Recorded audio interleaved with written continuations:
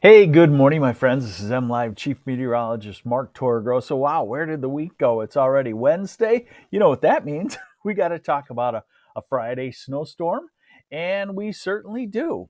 The change overnight is the storm system, remember, is hitting the West Coast right now, so it's still pretty far out. The change is, I would call it about 3 to 6 hours faster than what we've been talking about the last couple of days. So I'll update you on that. And yeah, it's time that we can give you a general sense of the snowfall forecast. Before I get into that, I do want to rant just for a bit on how you should be using those. So we'll get to that too. Let's say good morning, folks. Good morning, Carl Yo from Lennox and Kelly Martis from Howell and Jennifer Harris. Good morning. And Catherine Cyphers from Grass Lake. All right, let's get to it. Another beautiful day. If you have a home barometer, um, my wife and I just looked at, she bought these over the years at garage sales, the wooden ones with dial. And she's like, what does that mean? So I started looking at them. I never really paid attention. I said, hey, today's a good day to look. The air pressure is very high right now, 30.6 inches. That means heavy air. Heavy air sinks. And what does it do? It gives us some sunshine, and it's also cold, dry air. So we're in that right now. So um, we get another mostly sunny day. High clouds will start to move in, but we get the sunshine. Now, notice the moisture stream from the southwest to northeast aimed at the Great Lakes. That's the subtropical moisture that we always watch feeding into a southern storm system. And then the curl out in off of the coast of California, you can just barely see it. That's the kind of the energy of the storm that will be heading this way. Um, all right. Christy Pope says slow motion and no sound. That's probably your connection because I'm not seeing uh, anything. Michael Pradmore, no, it's not a gloom and doom report. It's weather, and there's some good in this too. So I wanted to show you that they're starting the winter storm watches already across the lake in Wisconsin. Now, will this be a winter storm watch for us? Our criteria in Michigan is in the heart of winter, 6 inches of snow in 12 hours. Um, this probably will end up being a winter weather advisory, I'm guessing, for the southern 2/3 of lower Michigan. But we'll see. And that would go into effect. They'll do something probably late this afternoon. Rose Mitchell said, did yard work yesterday. Yeah, you can get to it, and then you can be ahead of the game for what looks to be, in my mind, a nice April. And that's the good news. Michael Predmore saying gloom and doom. One of the things is, first off, we need the heat to slow down because the fruit trees and the landscape trees buds would develop too quickly. And then, of course, we have a freeze at some point in April. We always do. But the second thing is, once we work off this March cold, it appears as though the polar vortex will be gone and we may march right into spring in April. And that would be a very nice thing. So here's the European model, and we go through today and we're dry, and we go through tomorrow and another good day for traveling if you're escaping to the south. Um, and then, and this is a part of my rant. I'll give you a little bit of the rant piece by piece. One of the rants is one of our goals, jobs as a successful forecaster, as a meteorologist, is to give you the start time of a storm system, the end time, and kind of the nature of the storm. Now, everybody puts the pinnacle on how many inches right at my house, how many inches. And snow varies, by an inch or two. So if we're off by an inch, is it a terrible forecast? If we're off by 2 inches, is it terrible? How far off? But the start time, very important because we feel like that's how you can use a forecast. Good example. My friends, they're flying to Florida early Friday morning. They texted me, what do you think? Should we try to move it up to Thursday? I said, well, it's going to be snowing just starting right where you're taking off. Then you go to Detroit Metro and you sit there for an hour or two, and it will be snowing probably fairly steadily by the time you take off there. And that means at Detroit Metro, they are terrible for snow, and that means snafu. So I said, yes, in my timing, because it's speeding up, if you can get out of the area on Thursday and change your flight, you would be wise to do that. All right, so there's a little piece of my rant. So this is, and we'll look at this closer in a second here. So this is Thursday night. This is Friday morning, say 7 a.m. So there's your blob of snow coming across lower Michigan, and not so much upper Michigan. And then, and Angela Mitchell brings up a good point. She's saying then if it shifts to the next county, so that's what we're off now is a county size. 20 miles sometimes on just little pieces of the storm. Second part of the rant. So this is Friday early afternoon, and that's a windy, snowy pattern. The heaviest in the far south and in northern Indiana, northern Ohio. And then this is Friday night, and then this is Friday night. This is Saturday morning. It's done. And I want to just show you the trend continues. So here is Sunday afternoon. Storm to our south on this one, but gets the energy on the East Coast. Matthew Bursley, we'll get to that in just a moment here, okay? Hang tight with me. This is MLive Chief Meteorologist Mark Torregrossa. Thanks for joining me on the MLive Morning Weather Update. I do this in the morning around 9 o'clock or so. Please hit the share button. Please go to the MLive Facebook page and go to a couple of stories. It's the seventh most trafficked news site in the country. So our journalists do something right, and then you'll get the notifications. We don't control the notifications from Facebook. Facebook does, and I think that's a big problem in the future for us media outlets. But this is Monday, and that's windy and cold with snow showers as a storm, a nor'easter, the first nor'easter perhaps of the winter, takes off. And then we go out into next week, and it's Friday next week. So, of course, you know what we may have. Now, that's 10 days out, and that can be timed, that can be off. Betty Collins, we're getting to it just very shortly here on the snowfall total. So hang with me, folks. Hang with me and hit the share button. So here's your Thursday, and it's dry. This is 1 a.m. Friday, 7 a.m. Friday. So this storm has sped up a little bit, okay? And you see like 3 shades of blue. What does that mean? The lightest blue is very light snow.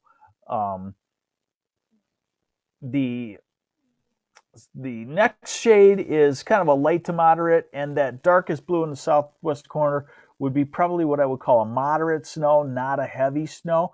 And notice as we go through the day on Friday, that slides across the southern third of the state. Northeast wind picks up. This is a little bit colder of a system, so we'll get what I call lake-enhanced snow coming off of Lake Huron. That hits the Thumb region, Saginaw Bay City, Midland, down into the Detroit and Ann Arbor area for 6 hours. It kind of increases the snow just a touch. Rob Gwizdala, heavy wet snow again? No, this one will be a little bit colder of a snow. This would be about what you'd call a normal snow. Not heavy wet, not super fluffy blow around till the end of it. Now, this is middle of Friday night, and this is Saturday morning, 7 a.m., and things should be done with. Okay, so before I get to the snowfall totals, just let me give you a little bit of the rant. So our goal as meteorologists, start time, and we're good on start times 2, 3, 4 days out now, so you can plan. Should I do something Thursday evening and get out of Dodge, or should I wait till Saturday, or is it okay for me with my winter driving abilities to just do it on Friday?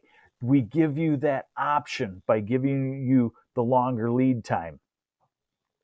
What's the storm like? Is it a solid snow? Is it light to moderate snow for 6 hours, for 12 hours? Is it all of the lower peninsula? It's just the southern part? We try to give you the nature so you can say, oh, I'm driving in northern Michigan and it's just the southern third. I can get out of it pretty quickly. I'm not changing my plans. When does it end? That way, if you say, I'm going to change my plans, I'm going to wait, you know how much you wait. Then the final pinnacle is how many inches of snow or sleet or freezing rain will fall at your location. And we're very accurate on that. Let's take an example of the last storm that we had. Just about dead on for 95% of the geographic area of the snow forecast. It tapered off rapidly on the northwest side, from which Grand Rapids happened to be right in that taper off zone. And it's very typical. And I thought, after doing this 32 years, maybe I would just take that northern edge and taper it really rapidly, and I wouldn't get, I would get burned less right in that fringe. But again, 95% was down to almost the inch. And then you hear from somebody that had, in that taper zone that was expecting 4 and only got 2 inches, and were always wrong after being completely right at their location for the entire year. Whew, there. So I got to show you the snowfall totals. What would be the option? All of us meteorologists get together and say, you know what, we're going to go on strike. This is going to be our new policy. We're not going to put any snowfall totals on any map, TV, MLive, National Weather Service, wherever, until the snow is within 12 hours of starting. Prior to that, we're just going to say 50% chance of snow, snow likely. And you can be like, well, what does that mean? Snow likely. Is it 1 inch of snow or 10 inches of snow? So we got to give you the snowfall totals, and I do. And here it is. And use it as a general guide. Okay, there we go. Sorry, I'll shut up now. So here's the Europeans' snowfall totals. Now we're gonna look at two things. Okay, first we're gonna look at what we call the deterministic mode of the European model. Very important. That is the best set of initialization circumstances, the best, most likely forecast. Then we're going to look at what's called the ensemble mode, which takes 31 tweaks of the starting and averages them all together. And that's a really good way to look at the general scenario 2 or 3 or 4 days out. It doesn't get the little mesoscale peak bands that a high resolution model will get as we get closer. And it kind of tends to overdo the amount of snow on the lighter side of the storm. But we'll look at both of these, okay? So we're going to start with, we're going to start with the deterministic model on snowfall. 7 a.m. Friday, couple of inches, maybe up to 5 inches in the southwest corner. Otherwise, 1, 2, 3 inches. We go through Friday. We go through Friday night, and by Saturday morning, it's over. And that's why I'm calling this, hi, Rochester and Lisa Tartaglia. And that's why I'm calling this a 2 to 5 inch snow with the shading of the heaviers as you go to the south. Now, let's look at the ensemble mode of this same model.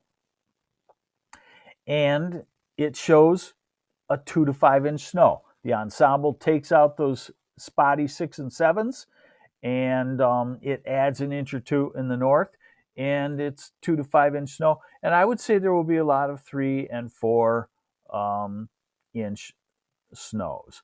Josh Crawfist, does this account for initial melting?